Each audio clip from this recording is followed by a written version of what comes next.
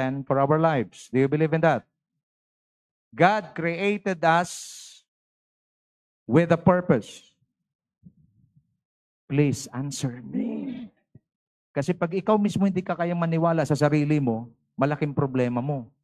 Do you believe that God created you for a purpose? God has a purpose over your life. Okay? Hindi ka nag-exist ngayon ng walang layunin. Everything that God created, He has a purpose. Now, listen carefully. God gives us the vision, and He also gives us the destiny. But between the dreams and destiny, there is what we call process, or we call it detours. Hindi po yan diretso. Pagkakita mo ng dream, pagkatapos makita mo yung destiny, hindi po yan shortcut. Wala pong shortcut.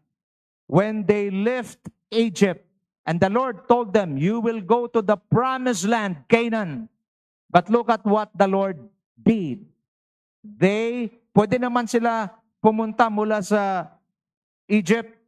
Kinwenta ngayon ng mga scholars, mula sa Egypt, papuntang promised land. It will only take them 14 days. But why is it? It took them 40 years. Why? Okay, the promise, the destiny is guaranteed, but the process is not easy. Amen?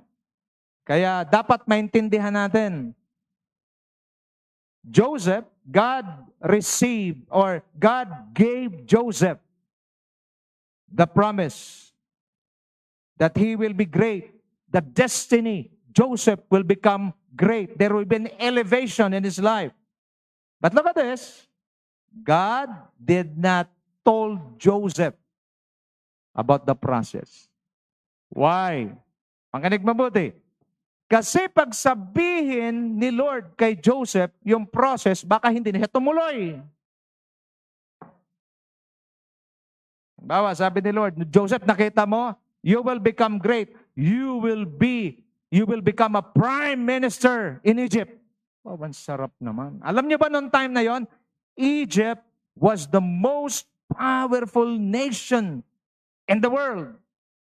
At si Joseph magiging prime minister. Hallelujah. Sarap, di ba? Yun ang pinakita sa kanya. Sino pa naman ang ayaw? Pero God never tell Joseph about the process.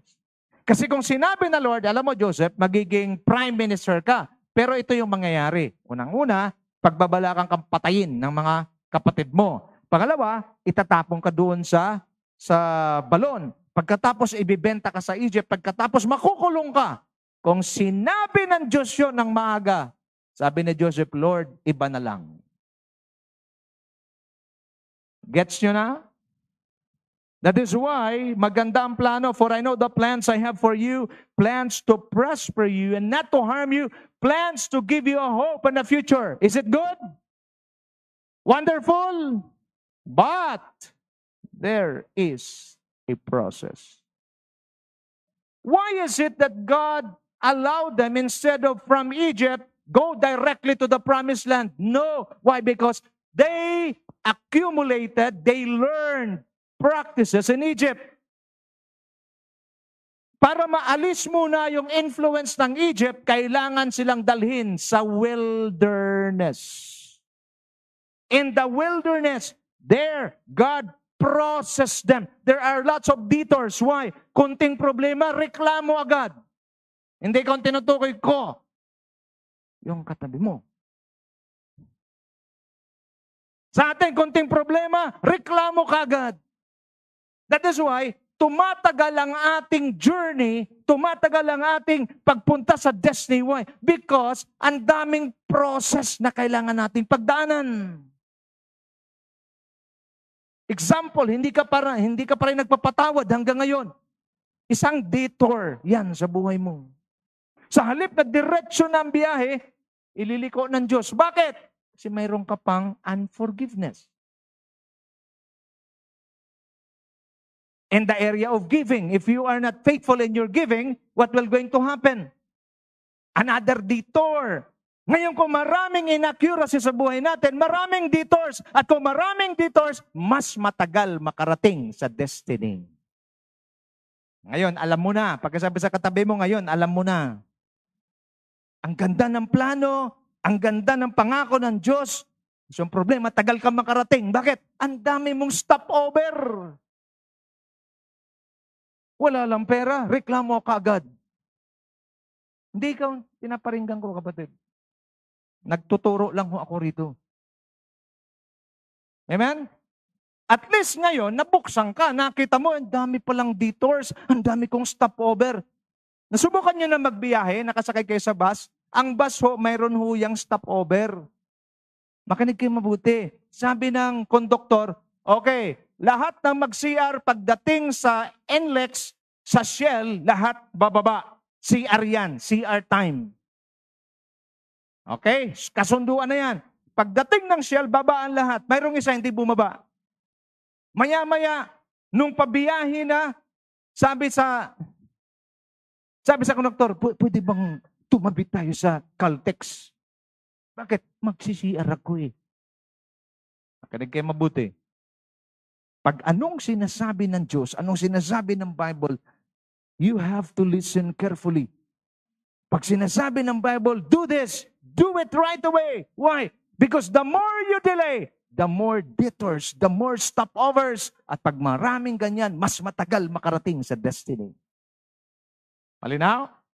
Mayroong iba, dire-diretso naman talaga, but God intentionally allow you to stop over. Why? Because mayroon pa siyang ilalagay na magandang piyesa, magandang teaching para sa iyo, for you to be fully equipped to take charge responsibility that God is about to give you. Now let's begin. Let's study the life of Joseph. Joseph's story and journey found in Genesis 37 to 50. So mahaba yan, Pastor. Sinamarize na lang natin. Number 1, the pain that shapes us. Don't you know that pain shapes us? Mas nasi-shape tayo sa pain kaysa good moments and joyful times. The seeds of destiny and dysfunction.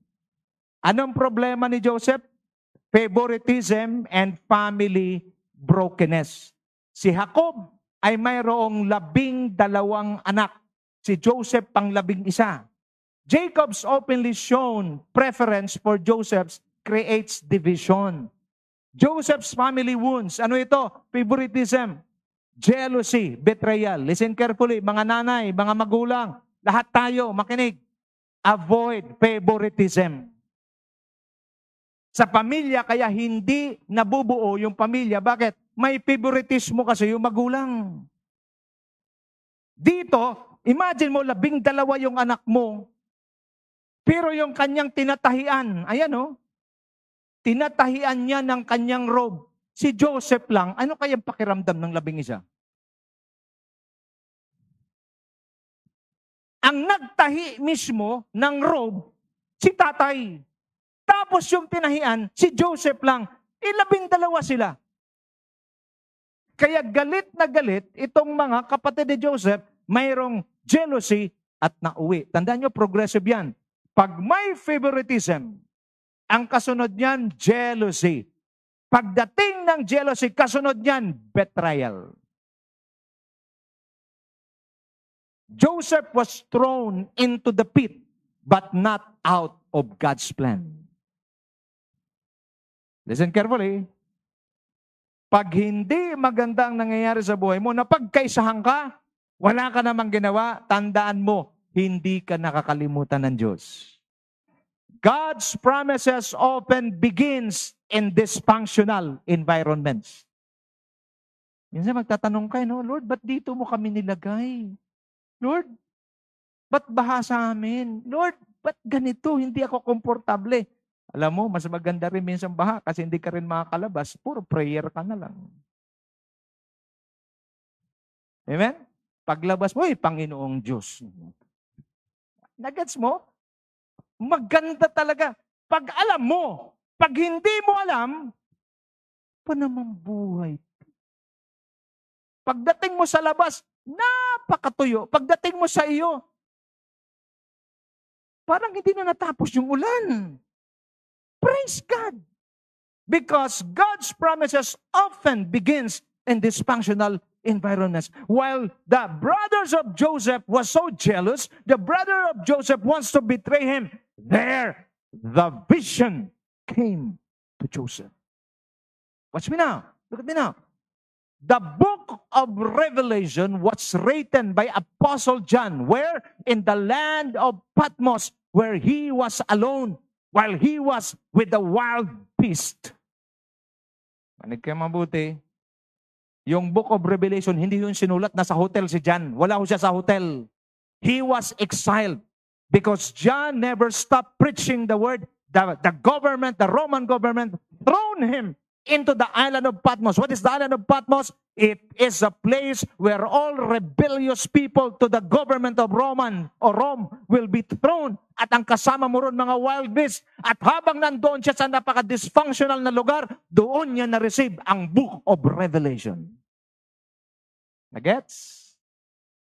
Do not despise your dysfunctional, uncomfortable, chaotic situation.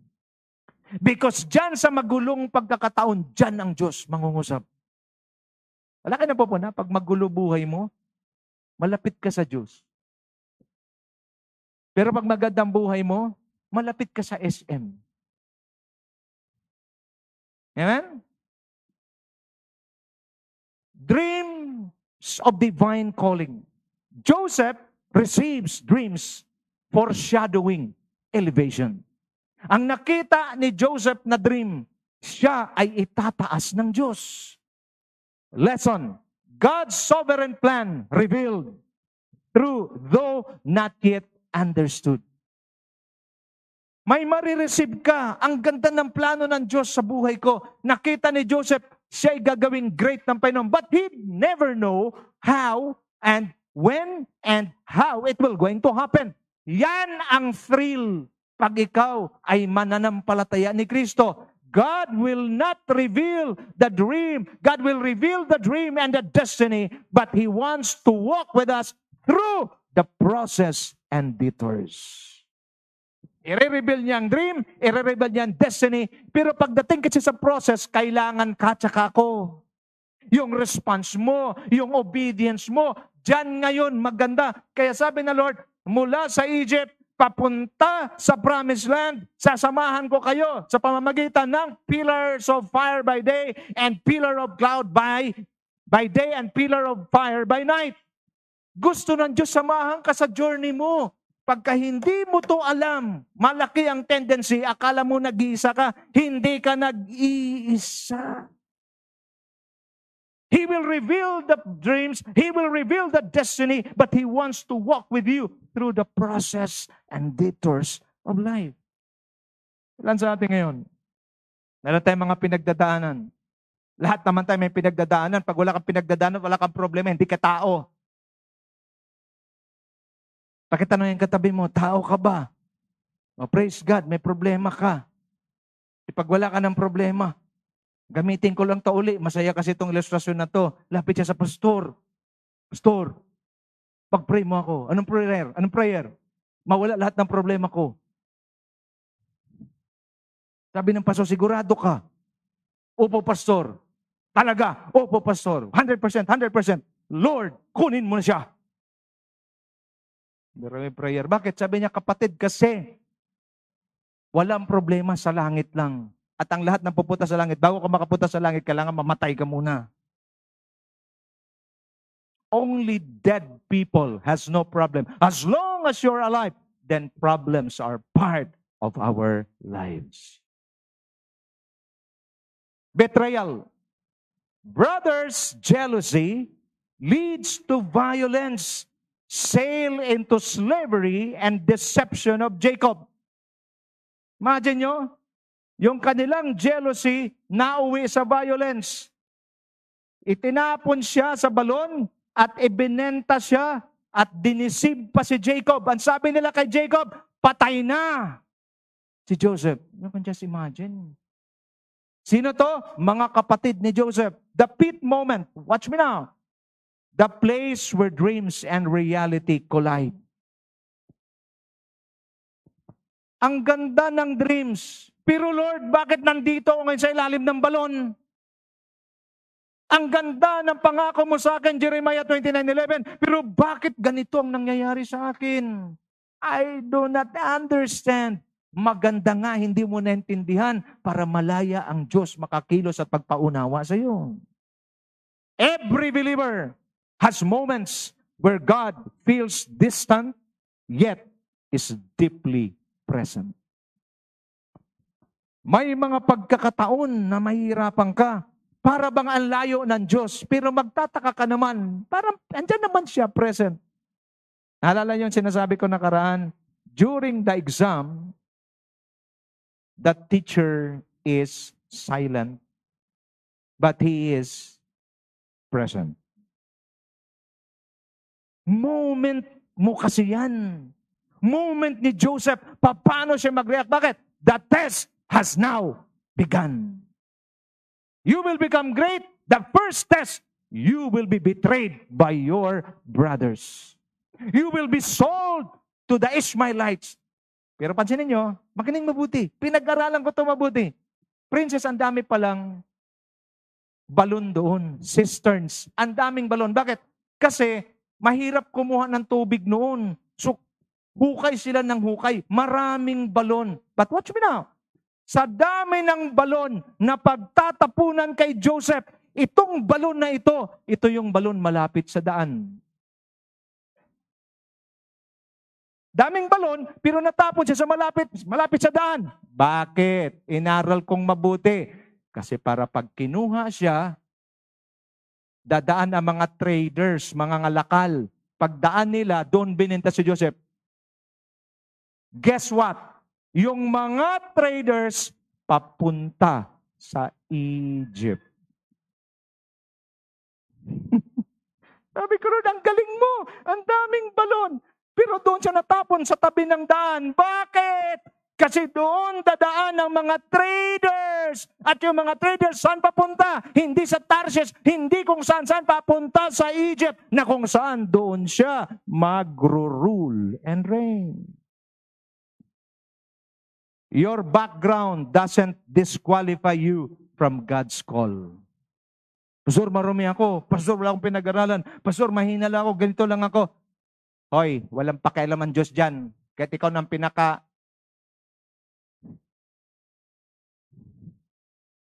Pastor, di ko alam magbasa. Ano ngayon?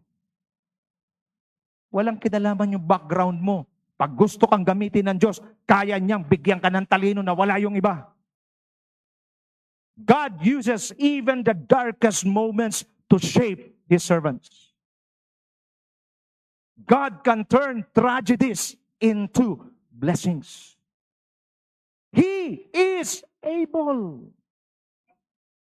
You just need to know na walang shortcut papunta sa will ng Diyos. Palagi ko sinasabi, the way to the will of God is always the hard way. I don't care if you will not agree with me, but that is my experience for 35 years. Di ka makarating sa magandang kinalalagyan mo. Mag-research kayo, lahat ng successful men of God, lahat ng successful na ginagamit ng Panginoon, lahat sila dumaan sa hirap. Bakit? Because these hardships, these challenges and difficulties will mold and will refine the character of the man of God for him to assume his assignment. Now, faithfulness in the shadow. Tingnan niyo ito Genesis 39-41. Mabilis tayo, no? Ang pinaka-keyword dyan, the Lord was with Joseph. In Potiphar's house, in the prison, and even in the palace. Your faithfulness in the dark reveals the strength of your character in the light. Tingin sa akin. Pag titingnan ko kayong lahat, mababait kayo. Yun din ba yung tingin niyo sa akin? Kasi pag titingnan ko si Princess, ang bait talaga eh. Si Raven, pag titingnan ko, bait din. Parang hindi makabasag pinggan. Kasi nasa light tayo. Wala naman ako nakita siguro ito. Pagpasok ko, sinipa nyo kaagad yung upuan. Patay ka kay Pastor Sunny niyan. Wala naman ako nakita rito nung pumasok. Wala naman. Lahat. Napaka-Pinoy. Lord, Pastor. Pero you know what? You cannot deceive. You can deceive people in the light. But your faithfulness in the dark reveals the strength of your character in the light. Joseph was faithful.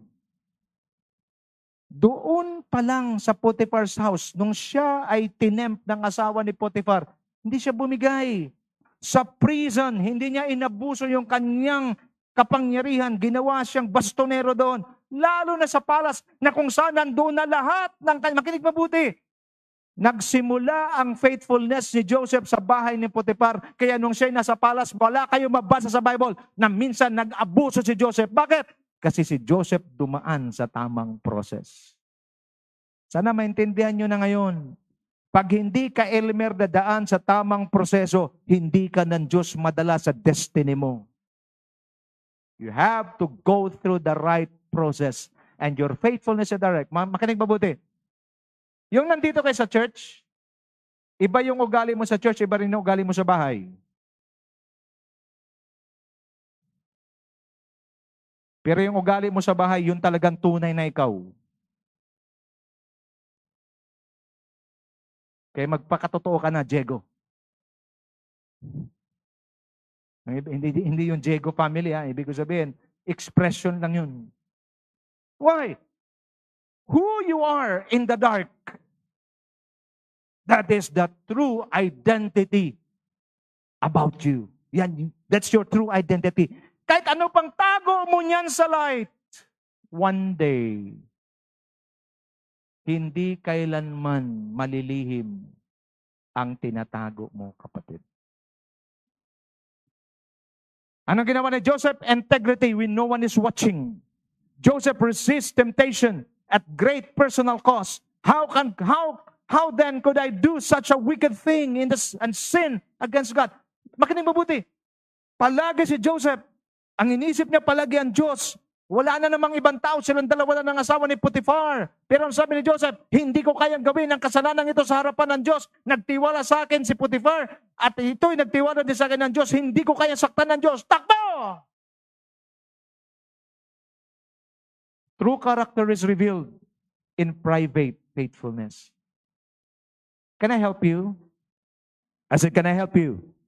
Let us be faithful in our be faithful to God in our private life. Nagkikita po tayo Sunday lang. Hindi ko kayo alam kung anong ginagawa nyo pag Monday hanggang Saturday. Sana kung nakikita ko kayo, ganito makikita nyo. Nakatingin sa iyo. Pag nakapagbitaw ka ng hindi magagandang salita, kumusta, kapatid? Masasabi mo ba, Lord, patawarin mo ako, Panginoon, ayokong gawin to kasi masasaktan kita. Si Joseph aware eh.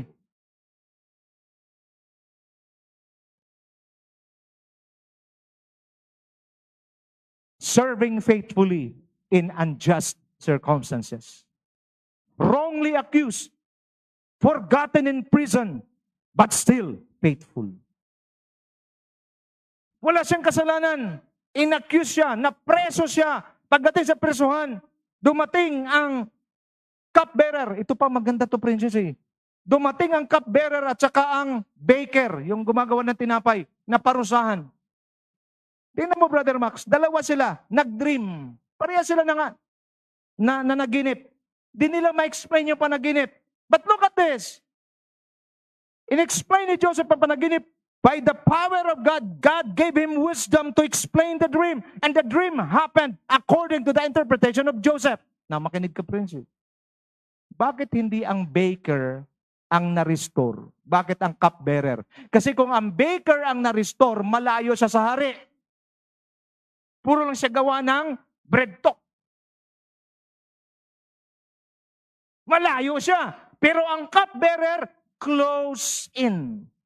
What's the work of the cupbearer, Privy? Before the king eats the food, the cupbearer will be the one to eat first. Why? Because if there is a poison, the cupbearer will be the one to die. Kaya ang sarap ng buhay ng cupbearer, bago makarating sa hari, natikman niya muna lahat. Uncomfortable. May mga testing ang Diyos na hindi mo akalain, pero tandaan mo, kapatid, pag dinaan ka niya sa testing, just be faithful. Because lahat ng iyong pinapatunayang katapatan sa Diyos, wala pa ako nakitang tapat sa Diyos na pinabayaan ng Diyos. God's timing and promotion. Bilis. Years of obscurity, walang linaw. Pag sabing obscurity, wala kang makitang liwanag. 13 years. Pakita mo yung katabi mo, 13 years na ba yung paghihirap mo? Wala pa. Prepare Joseph for sudden responsibility. Bakit ganun ka-rigid si Sir Mercy? Tinapon, gustong patayin, ibinenta, inakusahan, kinulong. Bakit? Kasi grabe ang responsibility. The responsibility is he will going to become a prime minister in the most powerful nation of the world, Egypt. If the responsibility is great, expect great trials and troubles. If you don't want responsibility, then expect little, small blessing. Now ask your seatmate, ano ang gusto mo? Small or big blessings? Big blessings pala. Expect big trials. God will not allow us to wait with nothing to expect. Can you please read with conviction? 1, 2, read. Hindi ka ng Diyos paghihintayin, Brother Max. Nag-apply ka ng work. Pastor, wala pa eh. Sa pag-apply mo, sir, sama mo si Lord. Before you face the interview, before you take the exam, Lord, samahan niyo pa ako rito. The revelation is this: be faithful where you are. If you are in pain, if you are in the flood, if you are not feeling good, be faithful where you are, Mami Tess. Why? Because God knows exactly when to bring you into the next season. Elvis, He will make all things beautiful in His time, not in our time. Why? Your prison may be the training ground for your balance. Ulitin ko ha, na-miss nung iba. Makinig mabuti, tumingin, huwag pumikit. Your prison may be the training ground for your balance. Joseph, you read from verse chapter 37 to chapter 50, you will never see Joseph. You will never read. You cannot read in the Bible that Joseph complains. Joseph murmur. No. Why? Because Joseph adhere. Joseph comply. Joseph cooperate with the process that God is doing in his life. Remember, God's favor transcends circumstances. Huwag mong ipagmalaki. Makinig kayo mabuti ha. Huwag kayo ma-offend. Sasabihin ko totoo. Minsan pinagmamalaki natin yung problema natin eh. Pastor, bakit ganun? Pinagmamalaki mo. Sa halip na ang Diyos ang ipagmamalaki mo, yung problema mo, pinagmamalaki mo. Ang bigat talaga ng problema ko. Di na ito maubos-ubos. Para na itong omnipresent. Hindi mo sinasabing direkta, but you are telling that your problem is omnipresent. No, only God is omnipresent. Pinagmamalaki mo yung problema. Look at me now. Sabi ng Bible, magnify the name of the Lord. Do you understand what does it mean? Tingnan mo at palakihin mo, payabungin mo ang pangalan ng Diyos. Kasi habang minamagnify mo ang Diyos, pinapaliit mo ang tingin mo sa problema mo. Hindi ko sinasabing mawala ang problema. Nandyan siya pero napakaliit niya kumpara sa tingin mo sa Diyos. God's favor transcends circumstances. Kaya huwag mong ipagmalaki yung problema mo. Mabigat ang problema ko basta wala na solusyon. Ikaw may sabi, di mamatay ka dyan. Kaya look at problems. Ganito na ka dapat tumingin. Watch me now. You look and seems impossible. But praise God. Because with God, nothing is impossible. So every circumstances, every problem, every difficulty, you look at it as God's divine opportunity to reveal and to manifest His power before you. Palakpak para kay Lord. God's favor transcends circumstances. The power of a transformed heart. Ito ang pinakamasaklap, princess, ano? Nandun na si Joseph sa palace. Dumating na ang mga nagtapon sa kanya sa balon. The tests of Joseph are the tests of genuine reconciliation. Joseph tests his brothers not to punish them, but to reveal their hearts. God often allows situations that expose the truth about us. Tandaan niyo mga kapatid. Akala ninyo paparusahan ng Diyos yung mga kapatid ni Joseph? No, God is still dealing with Joseph. Why? Because now that you're in position, you have all the authority, you have all the power para to take revenge. But God dealt with Joseph. Makinig kayo mabuti. Kayo mga inapi-api. Mga inapi-api. Darating ang panahon, pag iangat ka na ng Diyos. Sister Susan, wag mong gantihan. Ngayon, nandito na ako. Pukutan!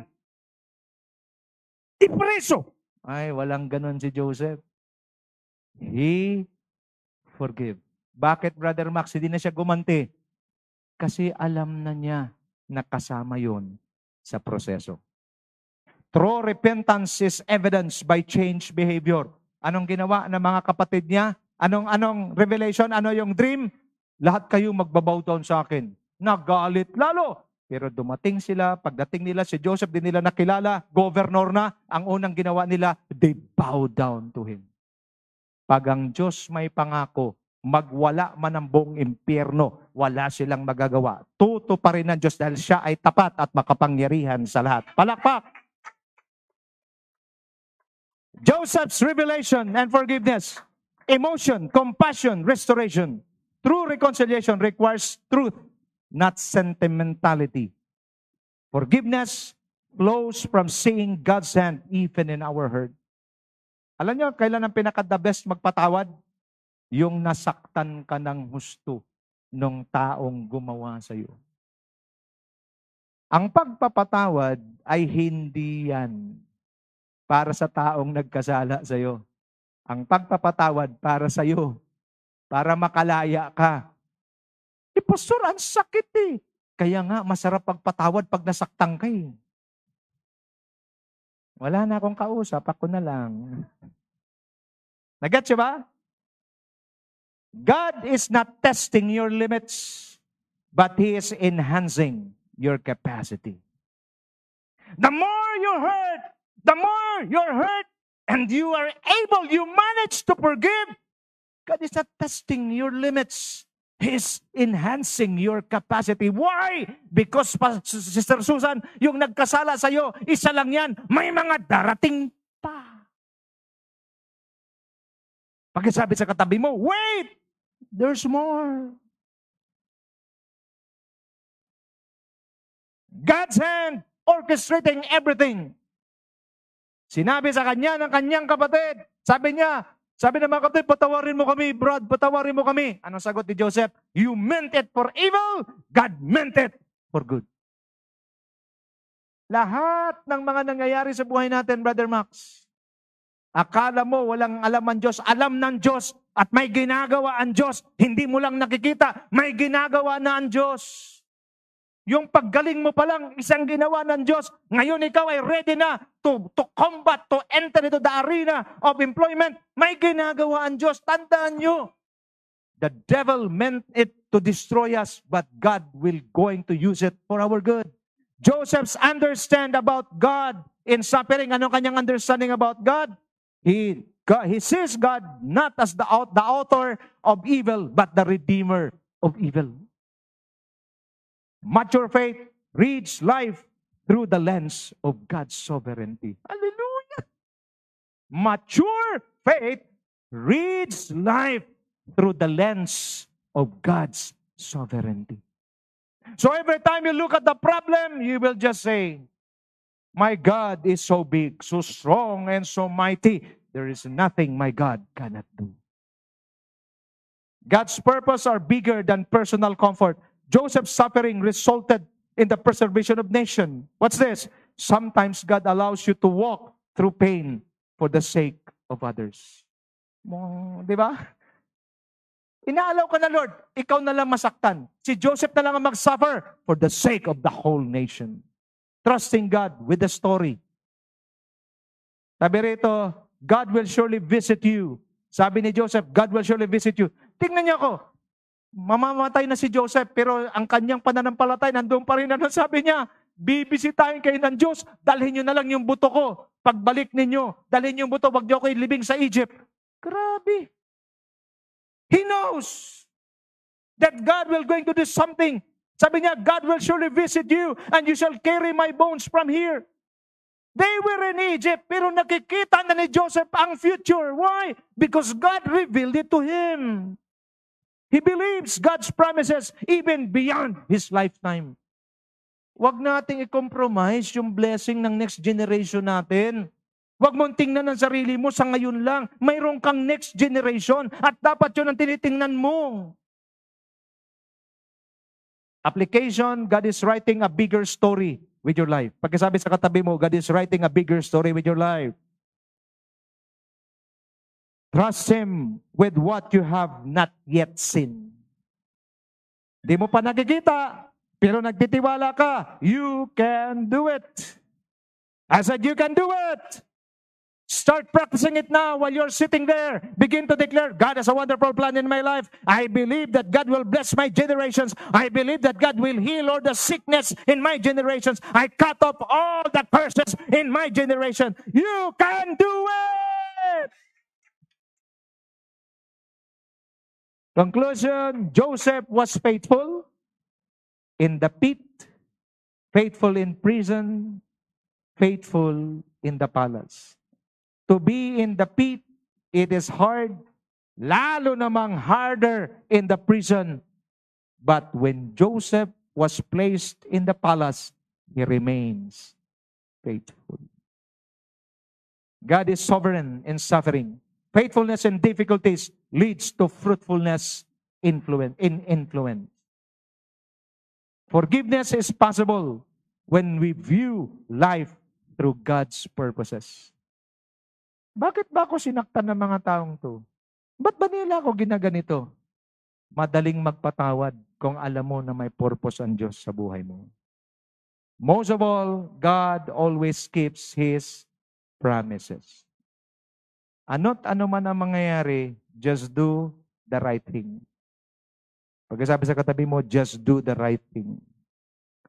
Because God always keeps His promises.